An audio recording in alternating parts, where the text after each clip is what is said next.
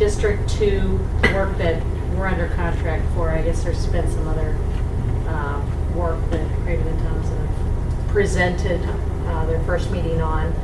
So this includes 20th Avenue North, west of Park Street, which is a dead end, and also North G Street between 10th Avenue North and 13th Avenue North. And that Tuppence boat marine supply is right here. Get your bearings of where we're at. So we'll talk about 20th Avenue North first. That's as I said, a dead end. So there's really no reason to have any kind of traffic calming for that. That's self-traffic calms. So the sidewalks, generally speaking, are in pretty good shape. We'll be replacing some cracked flags as needed. And then we're going to mill and overlay from the dead end out and include the Park Street intersection. And also replace the curbing on the north and south sides because that's all broken. We'll be putting in ADA ramps with the tactile dome mats at these two, the north and south corners. Basically, that's going to be the project. It won't be disrupted a whole lot because it's mill and overlay. They'll just grind it up. Probably take less than a week to pretty much put the curb in and clear that off. So that project is pretty straightforward. Then on G Street, we did a traffic count analysis. We did put out a radar counter to count the trips on the street, plus to identify the speed that the cars were going, and found that they were generally traveling below the speed limit, and the traffic counts weren't all that high, mainly because 10th Avenue North has a median here, so the only way to come into that street is westbound right turn. So your main traffic probably comes from the west on 13th and turning south on G Street. So there's no traffic calming required by a standard calculation. However, just staff, when we were out there, noticed some people kind of taking this right turn off of 13th and kind of going quick down the road. There's a daycare here. So we're proposing lane narrowing, where you basically put like a curved median with stamped colored concrete in the middle of it. Not necessarily bollards as we're showing here, but we're going to add that here and this location. And we're really restricted because I need about 20 feet of median length, and then it next down angled over, so that needs another 10 feet on either side just to fit proper dimensioning. And we don't really have that between the driveways in too many locations, so and I think two locations is probably going to be more than sufficient for the we're calling them mid-block chokers, traffic that choke the speed down on the traffic. This street, we're reconstructing the entire pavement section for the asphalt, the rock, and the base, or the subgrade from 10th up to 11th because of the pavement condition. We're replacing the curb, the entire length on the west side, and sections of curb on the east side as we find broken pieces. And then from the north side of 11th up to 13th is going to be a mill and overlay. And then we're also going to mill and overlay there's a street, it's kind of hard to see on this aerial, but there's a street that comes in here. So from the west side of that street up to where the railroads completed their pavement improvements, we're going to mill and overlay that, restripe it with the railroad symbol, and the stop bars for the railroad symbol in front of the tracks.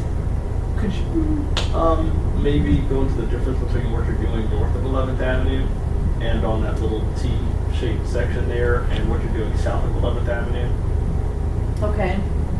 So south, as I said, we're going to reconstruct, so we're going to, and we're putting in a heavy-duty pavement section because of the Tuppence Marine Supply.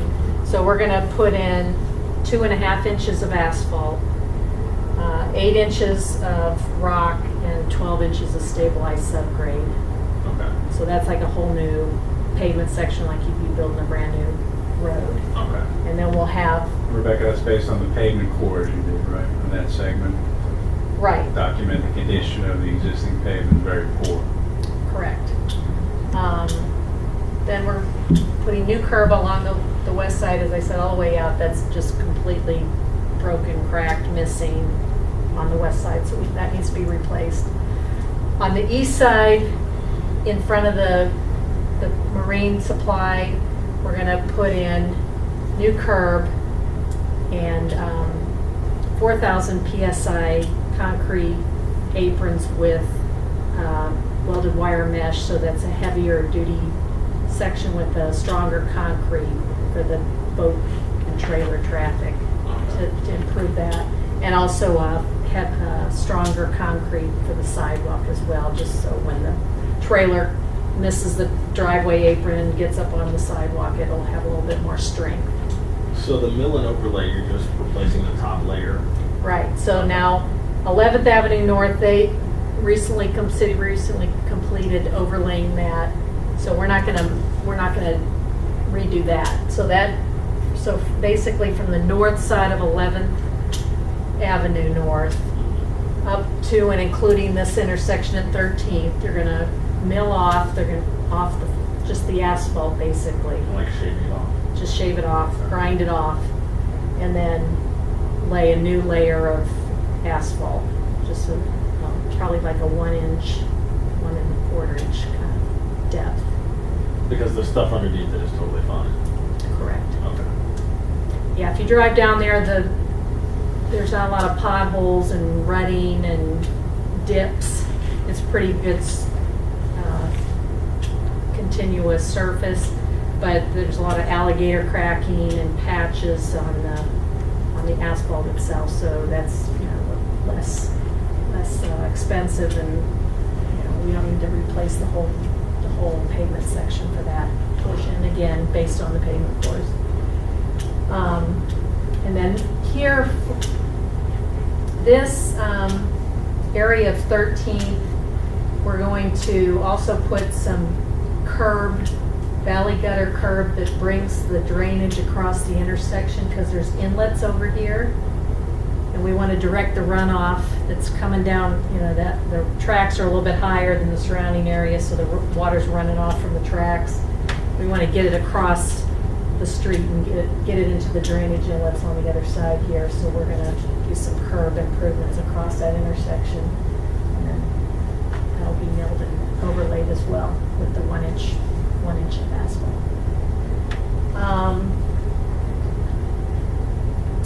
And let's see, I don't think we're not doing any drainage improvements as far as replacing any of the inlets along G, except for there's 2 existing inlets here, and we're gonna clean those out because they're all full of dirt. And then we're gonna replace the grate and the top slab on those, because the way it was set when it was originally installed, let's say the grate's here and the top of the opening of the inlet is like 10 inches. It's way too high. They put the hood of the inlet in too high above the grate. So it's kind of I guess it's a little bit of a hazard, because a child could probably fit in there. So we're gonna just adjust that, fix the sidewalk over top of it here. The other side doesn't have a sidewalk. I think then we're gonna put some speed limit signs, because right now there's no speed limit signs on this stretch, so we'll just put one on either end of the road. And as I was talking with Brian, there is currently parking on either side of the road. But it's not striped out, and I don't think we're gonna propose to stripe it out, because that kind of limits where people park, but it's more parking on the west side, unless the city, once it's specifically striped out by spaces, we can do that, but I think it's been operating pretty good so Right. far without Mhm. separate striping the walking spaces, so. I think Schedule, Rebecca? Schedule. This is this is on the push button. So we're going to be June, end of June, ready to go to construction. Thanks. So yeah, this will be awarded to one of the already selected contractors, and I think we have a 90-day.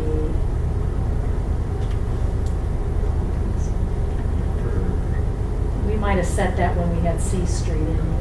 Oh, for design? No, for 100%. construction. Oh, sorry. Yeah, please, Probably do it are you gonna with- add any other streets in this district into this push button, or are there just these two going by themselves? Might be the, we don't add the drainage into the BCD, or first, second, what was it, second, third, fourth? Second's meaning the one that Craven Thompson designed? No. And M Street north of, You're mixing districts now. For District 2, yeah. it'd be the third, fourth, fifth, sixth. A roadway job, A, B, C, D, whatever was that? Yes, so second, third, fourth, fifth, and sixth between A and F. Yeah, the big stormwater job was designed as a Which has- CDM project. Yes. For that. Has sewer improvements on Third, and we're looking at the drainage improvements requirements on the other streets. But there's nothing to prevent us from putting projects together to get a large enough project for one of these. I mean, you got some heavyweight contractors in here. Exactly. To get a large enough project to make it worth their while. That's why I mentioned, I mean, this one is so small. You understand what push Yeah. button? Combine it with something else. I'm sorry. You understand what she means when she said push button? Not really. We have two different types of projects as part of the bond. We have the complete projects, which include all the underground utilities. Right. And then our push button stuff is basically just all road work. Okay. So that's just, our paving and concrete work. We don't touch any kind of underground utility. Those are the projects we can do a lot faster because the plan sets aren't as detailed. Sure. So we're gonna be able to jump on these a lot quicker.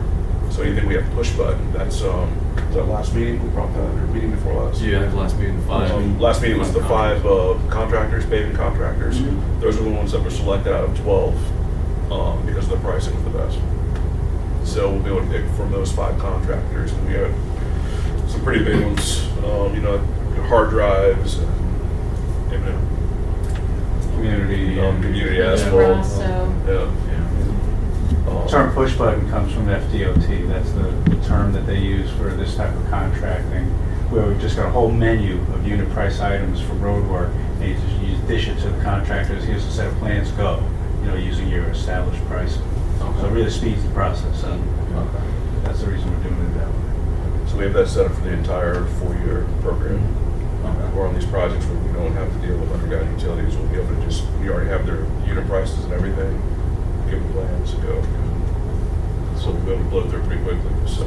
If I combine, to your point, Brian, districts 1, 2, and 3, push button, combine those 3 into one. Yeah. One of those push button contractors, because District 4 has a lot of road work in it. It's like a big slug of work in that one district versus the other 3 districts that don't really have a whole lot. They go all kind of small stuff like this. Okay. For year 1, anyways. Okay. Years 2, 3, and 4, as we get to the out years, it gets a lot bigger, but, so we want to make it worthwhile for the contractor to do a big enough amount of work, Right. where it's not, he's not mobilizing all his equipment in to do, 2, 3 blocks. Yeah, exactly, 20th Avenue, which wouldn't, I wouldn't want to. Yep. Yeah, those larger companies like to jump in and they have a large section of work, they Yeah. can pull it all out pretty quickly, so. And that's how you get better pricing from them when they know they're getting a larger, economy of scales, basically, type mentality. Yeah. So that's what you'll see. You'll see it come in front of you again on the dais here when we're awarding it to one of those contractors. You'll see that contract come through as a work order. That's what we'll do it to. It's a work order for XYZ contractor for District 4. year one, in the amount of probably, I don't know, $1.5 million, probably something like that, you know, it'll come out to be, but you'll see that again, and you'll start connecting the dots. Yeah. Thank you. Yeah.